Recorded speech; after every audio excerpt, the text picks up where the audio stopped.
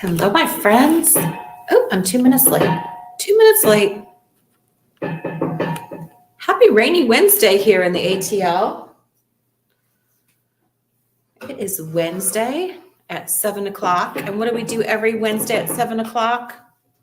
Whoop, whoop. It's Wine Wednesday. It is Wine Wednesday. I'm Joni Bates, founder and CEO of JB & Co., powered by Keller Williams. And, last week we were talking about that I needed to get out of my summer drink because I have been really into my Kettle One grapefruit rose with zero lemonade or whatever it was. So I decided that we needed to get some fall. We need to get some fall flavors going on over here for Wine Wednesday. And I love myself my teacups. I love my teacups. Teacups have been a part of my life since I was very little. My mother used to have tea parties, and so I started collecting them. And I love my teacups. And what I didn't know is when my grandmother and I were having tea together, I was drinking tea, and she was drinking whiskey. They're the same color, right? Couldn't figure out why when I took a sip of her tea, it tasted very different. That's where whiskey in a teacup came from. And I love my whiskey in a teacup, and it brings me such awesome, fond memories of my grandmother, Grandma B. This particular teacup is called, what is this one called? English Rose. It's very pretty, detailed on the inside. And this one was when, in honor of my firstborn, Sloan Bates. Today is Sloan's birthday, and this is the teacup that I got for Sloan's birthday.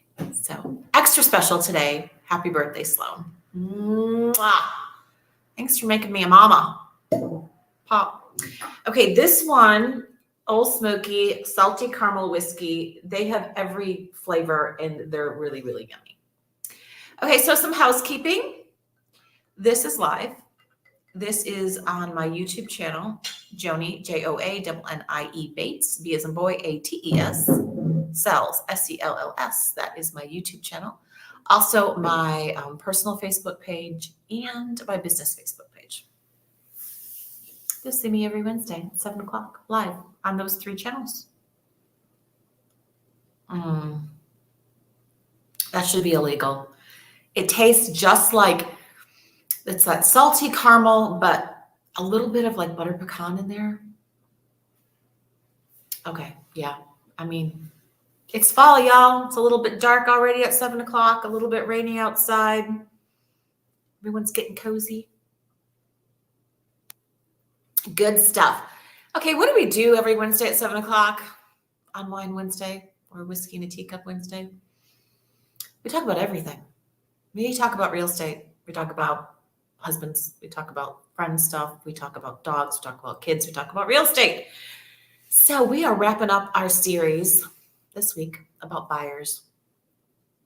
Hello, my sweet buyers out there. You all got slammed with an interest rate hike. Ouch. Ouch. I know that hurt. I know if you're shopping and you weren't locked in, this past couple weeks have been tough on you. I can see your comments, y'all. Say hi. I see you out there. Talk to me. Ask me questions. Be silly. I don't care. I don't care. We just have fun here. So all my buyers out there, you got yourself spanked. That interest rate went up. You were already shopping, not finding what you wanted, and now there's a chance that you can't even afford what you were shopping for 3 weeks ago because your interest rate has gone up. Hello, my friend Becca. The lovely Becca Fiducin. I mean, seriously, you all got spanked. Let's talk a minute about how my buyers right now in practical times, October 11th, 2023, there's some scary stuff happening in the world right now on Prayers for Israel. It is horrible what's happening. When our nation starts to have military action in different places, it affects the housing market significantly. It affects everything significantly, but in the housing market, everything's going to cool off. It's like overnight, literally, things will just stop. And that's for good reason, because everyone is apprehensive. Everyone is very apprehensive about what's happening. But real estate is alive and well. People are being born. People are going out feet first. People are getting married. People are getting divorced. People want investment properties. Real estate's still happening. So we still need to, as professionals, need to be front of the market, understanding how we can best talk to our clients. And right now, when it comes to interest rates, this is what I'm saying to y'all. Buy it down. Buy it down, buy it down, buy it down. I'm going to explain what that means. And then any of my vendor partners who are hanging out with me right now can chime in and explain more of a buy down if I miss something. Buyers, you need to be educated right now. Do not rely on your agent, this is me, or Brett. Make sure you understand what's happening in the market and how to get programs. Whenever interest rates go up, so do programs. There's always a program to compensate for a high interest rate. Does that make sense? There's always going to be some way for you, it's hair wash day, it's a little sticky, some way for you to combat that interest rate.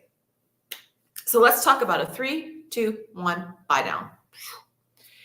When you are looking for a home, you make offers on homes, and let's play with a nice round number, $500,000. You want a $500,000 home, and the interest rate that you're currently approved at is 7.5. Okay, it is still a generational low. My first home was at like 11. It is still a generational low, but it's getting uncomfortable. I do understand that these interest rates are getting very uncomfortable. When you put that offer in on the house, there's a section of your offer that asks the seller to do a contribution. This usually says closing costs. We would like the seller to contribute to closing costs. Closing costs on an average deal is 3%. Don't forget that, y'all, my sweet buyers. There's two things you need to remember. Closing costs are going to be about 3%, and your down payment. That is what your cash to close is going to be. Two separate things. Put them together. Do not forget, those are what you're responsible for, okay? So in order for you to get a 3-2-1 buy down, you need to ask for money from the seller, but you need to designate how that money is being used. So it's a $500,000 deal, and you're going to ask for some money, let's say $15,000, okay? You want $15,000, and you want all of it to go towards your 3-2-1 buy down because you have a trusted local lender. You know all about this. Your real estate agent has explained it. And within the special stipulations of your offer, you are going to designate what that closing cost is used for. 3, for the first year, you are going to buy down the rate by 3 points. That's huge. Right now, if you're at a 7 and you can buy that down by 3 points, let's do the simple math, y'all. We're at 4. So for your first year, your rate will be at a 4 because you did a 3 buy down on the first year. The second year, it's a 2. So wherever it's at, it will go down by 2. The third year, it's a 1. And at any time, you can refinance. A 3-2-1 buy down at any time during this time, you could refinance into a better interest rate. This is a program that protects you from the 7 and 8s as far as your interest rates, but you've got to know what to ask for. When you're writing an offer as a buyer, you need to go right in and say, I'm interested in a 3-2-1 buy down. Do you have a preferred lender you're using that's offering that right now? If not, I have a lender, i.e. my real estate agent has told me about this, lender who can give me a 3-2-1 buy down. That's what I'm interested in. You see what I just did there? If you're an agent and you don't know about 3-2-1 buy downs, get knowledgeable. You need to know this or you're just going to hang it up for the year. Because if you can't offer your buyers some way to get into a house with these interest rates, then you're not going to do any business. Does that make sense? Being too harsh, Becca? Am I being too harsh? Am I just shooting too straight? Am I scaring people, Becca? I might be. I might be scaring some people, but it's all the truth, man. It is the truth. Just because interest rates are high-ish, high, doesn't mean that you can't do business with your buyers. You just need to make sure you're educated, that you educate them, and that when you put in an offer, you're asking for the right things. Hello, Amy Kelly. Yes, love a good buy down. Absolutely. Hey, Suzanne, how are you? How's my sweet girl? Truly, you need your buy downs. You need to have programs that address what's happening. There are other programs out there that will blow your mind. I mean, basic things. Let's talk about a USDA for a minute. Mind you, I'm not a lender. I'm just an educated agent. A USDA loan, it sounds like what it is. It sounds like, okay, isn't that meat? Isn't that, yeah, it has to do with agriculture.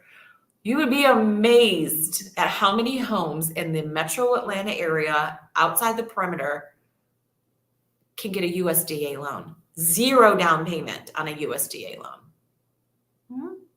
Paulding County, Bartow County, Cherokee. You would never imagine that those are eligible for USDA. They are.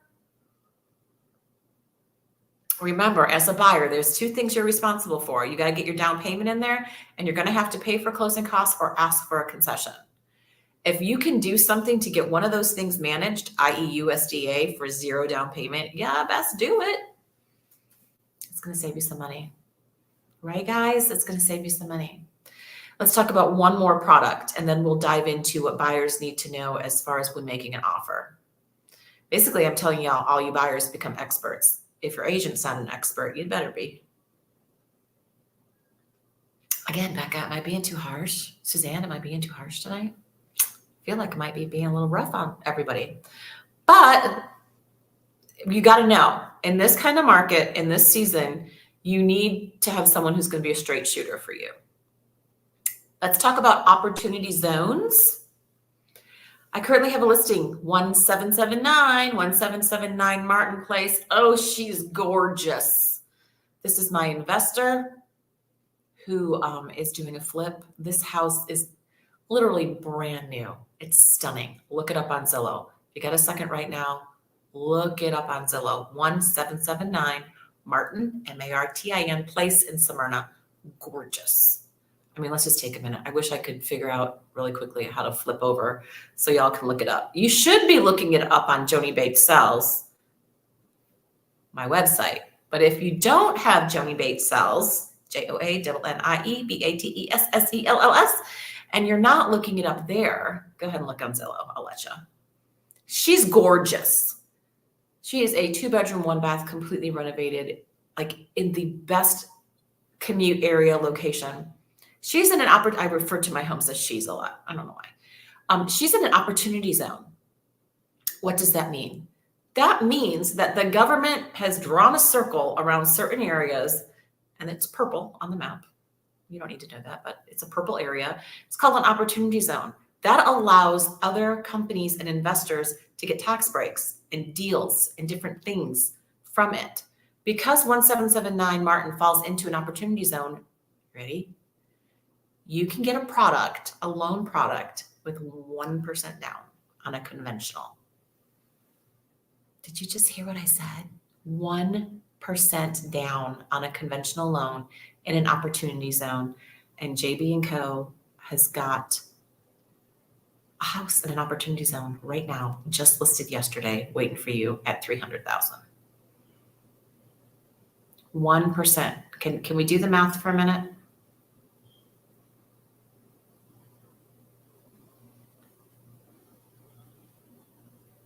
Right? Isn't it so good? Isn't it such a cute house, Becca? Yes, you saw it at its absolute worst when we first started. Yeah, so good.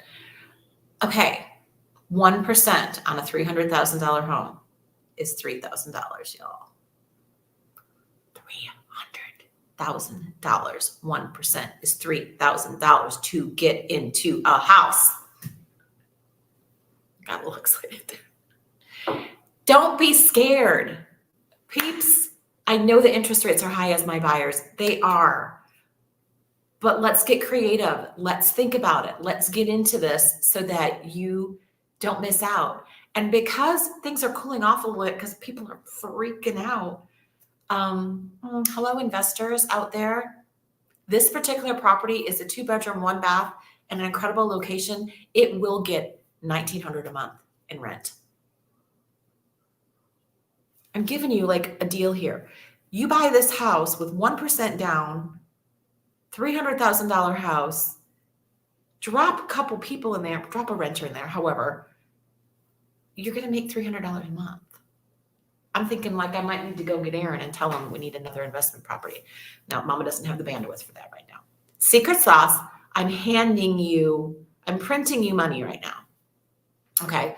That's what I do when I give you information. And in this market, we need to cut all the fluff and go right for it. There's a house right now available to you for $300,000 in an opportunity zone that you can make money on right now.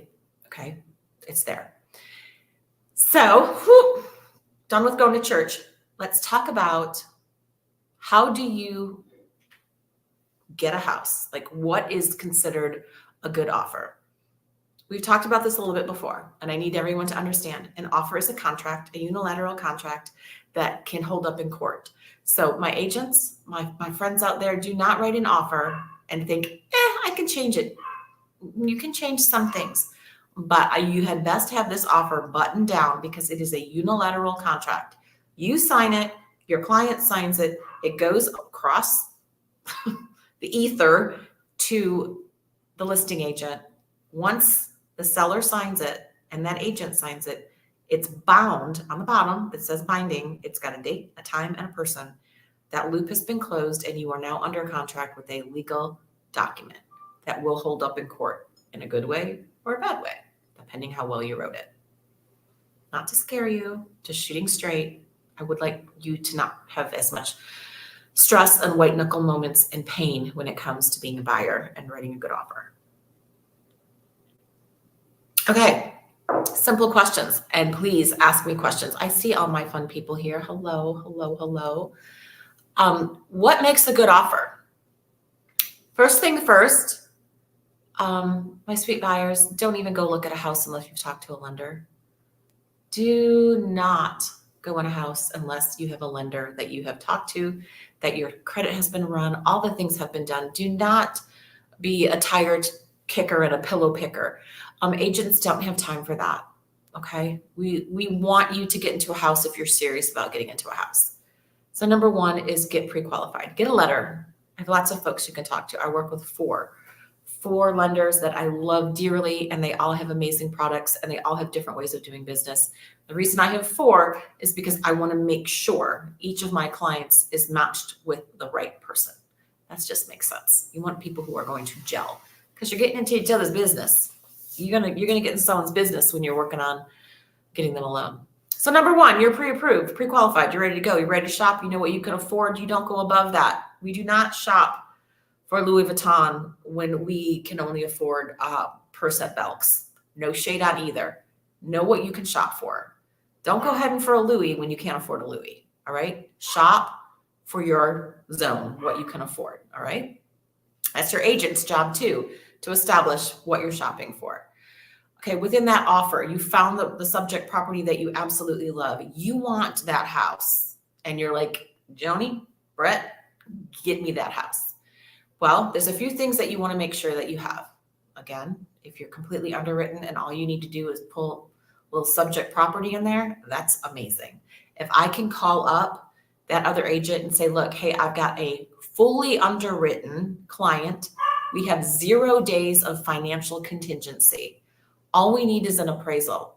We're going to do a right to inspect, but we're not going to hold you to anything that needs to be done. If there's anything that's safety-based, we're going to bring it up. We're not going to nickel and dime you. We really want this house. See what I did there? Right? Really need to, if you want the offer, you need to be confident, you need to be aggressive, you need to be prepared. Does that make sense? Yeah. Okay, things to ask for. We are not in the market right now for bidding wars. This is not unicorn years of COVID. Appraisal gaps, escalation clauses, those are not happening right now. Now, some properties, if they're priced low and someone is using that strategy of I'm going to come in real low, because I want to bid it up, well, then it's your agent's job to recognize that strategy. Be like, okay, this house is listed for 325. It's a $400,000 house all day long. So I know that at minimum, they're at 325. We're going to need to come in at 375 to even be considered. Like, that's where you as an agent need to be really savvy. And poor buyers, I'm so sorry. If you've been looking in a neighborhood and it's normally 400,000 and you see one that looks really good and it's 325, it's not really 325. They're trying to do a bidding war. It just is. So that's your agent's job to navigate that. Situations like that, you are going to want to do an escalation clause. You're not going to need an appraisal gap, but you just want to show you're serious within your offer. Does that make sense?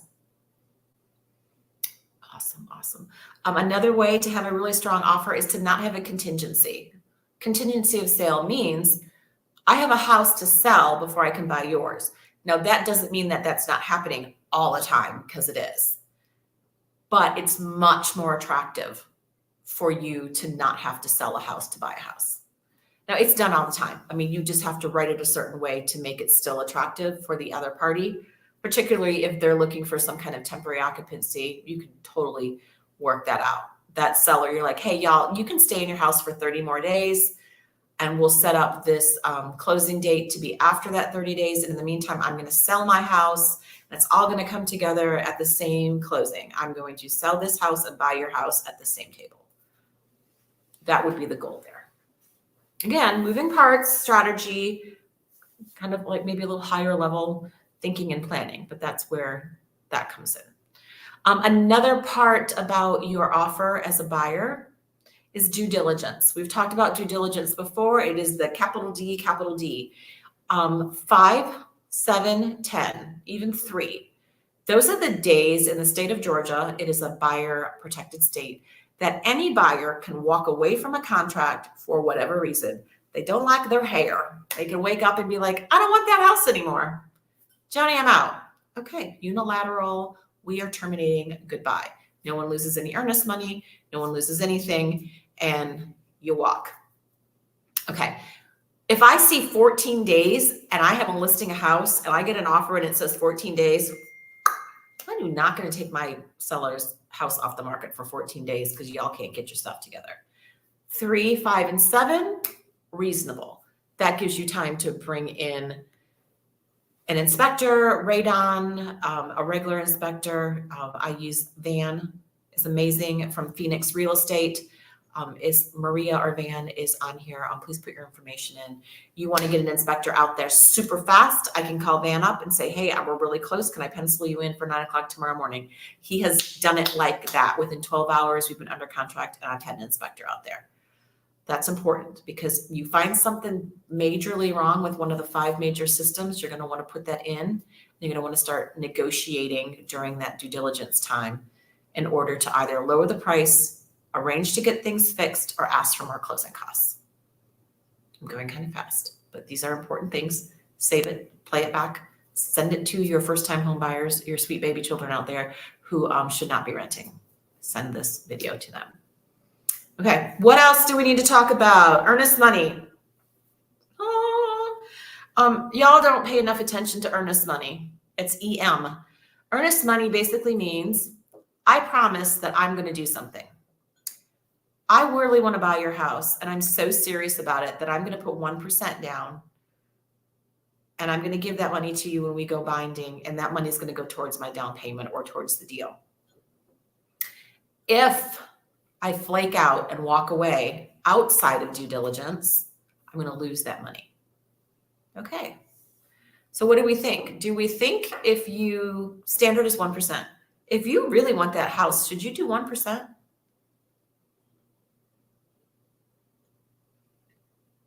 If you want to make sure that that buyer has confidence in that seller has confidence in your offer as a buyer, you need to increase your earnest money. I have put down earnest money in excess of 20% before and won the deal because we needed to show that seller that we weren't going anywhere. We wanted right to inspect. We were super qualified, super strong, and throw all those other offers away because we're here for it. Okay. 1% is a standard. I would encourage you to do more if your people can, because I mean, this is cash money. This is, you're going to get some kind of earnest app or direct app where they're going to have to wire that 1, 2, or 3% into an escrow, into an earnest money holding that's going to be applied towards the closing. So if they have the cash and they're serious and they want to do a strong offer, increase your earnest money. What else? What makes a strong offer in this kind of market? Never waive an inspection.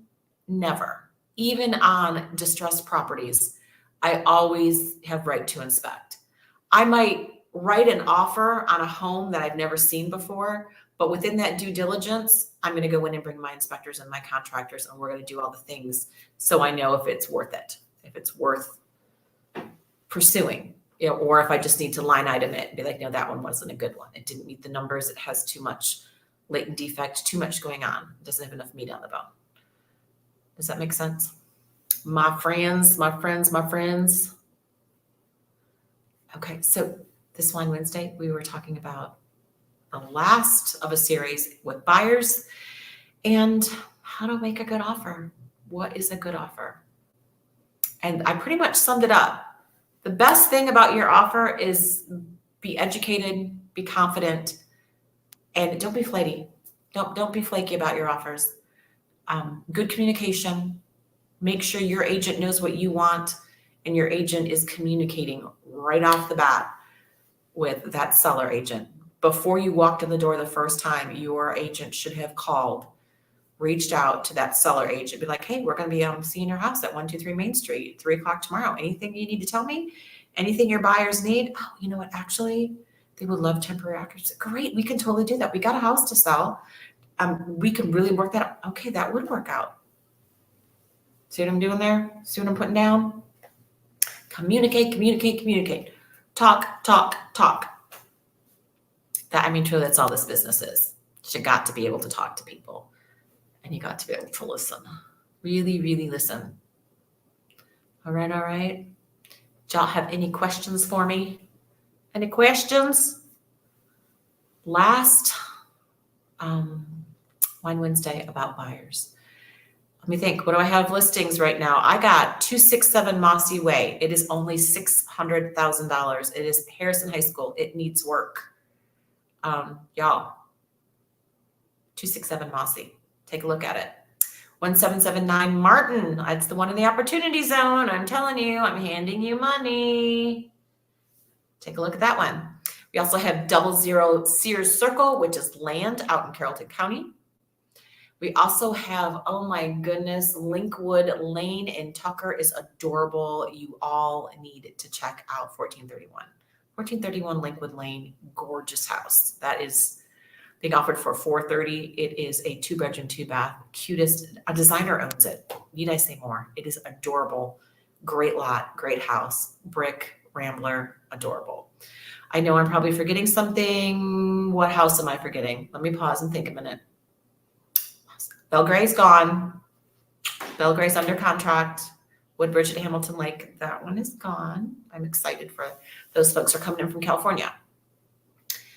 What else do we have going for business? Oh, just put some folks under contract in Fayetteville at 160 Red Oak. That one is super excited for them, first-time home buyers. And we will be having a beautiful house at 6 Gay Street, Gay in Noonan.